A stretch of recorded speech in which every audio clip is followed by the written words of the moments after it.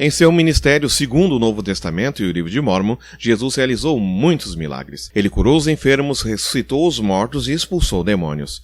E assim o fez por vários motivos. Um dos motivos é sua profunda compaixão pelos que sofrem.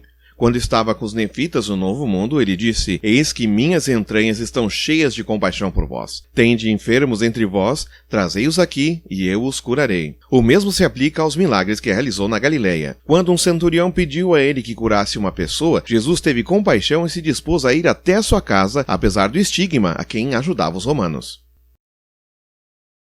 Outro motivo pelo qual Cristo realizou milagres foi para mostrar seu poder sobre a morte. Quando Cristo esteve no Novo Mundo, trouxe um homem de volta à vida. Ele também demonstrou esse poder no Velho Mundo ao trazer de volta da morte seu amigo Lázaro, e ao anunciar que ele é a ressurreição e a vida.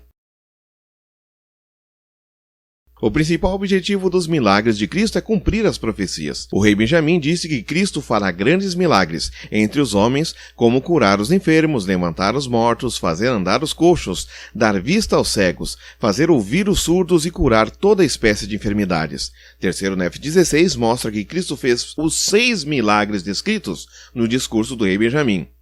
Os milagres de Cristo também cumprem uma profecia dos pergaminhos do Mar Morto. Um pergaminho chamado Apocalipse Messiânico afirma que o Messias realizaria milagres. As profecias mencionadas nos versículos de Isaías 61, os quais Jesus citou na sinagoga de Nazaré, se cumpriram com suas curas.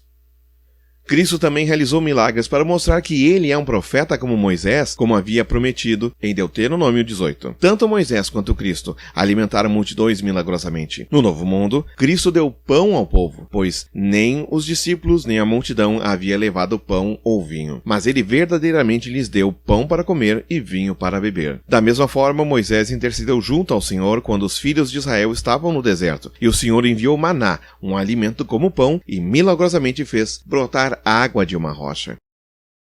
Por fim, Cristo realizou milagres porque ele sabia que levariam à sua morte necessária. O rei Benjamim disse que Cristo fará grandes milagres entre os homens, mas, mesmo depois de tudo isso, considerá-lo-ão um homem e dirão que está endemoniado, e açoitá-lo-ão e crucificá-lo-ão.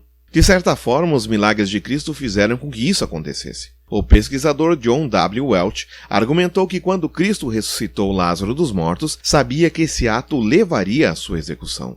Isso se deve à lei de Deuteronômio 13, que condenava à morte aqueles que dessem sinais e os usassem para o que consideravam apostasia ou adoração de outras formas. Obviamente, Caifás e os que achavam que Jesus era um farsante foram induzidos, mas usaram a passagem de Deuteronômio como justificativa para executar Jesus. O Evangelho de João descreve várias vezes que os líderes dos judeus em Jerusalém acreditavam que Jesus tinha um demônio que enganava o povo, e por isso deveria ser executado. Talvez um dos motivos mais importantes pelo qual Cristo realizou milagres foi para nos lembrar de que Ele é o Criador do mundo e o Mestre da criação. Ele criou todas as coisas e pode curar todas as coisas. Seus milagres mostram que ele é um profeta e é aquele que foi profetizado. Os milagres de Cristo em Terceiro Nef mostram que ele é o Deus de toda a terra e que está no controle. Com essa certeza, podemos ter fé em seu poder para realizar milagres em nossas vidas hoje.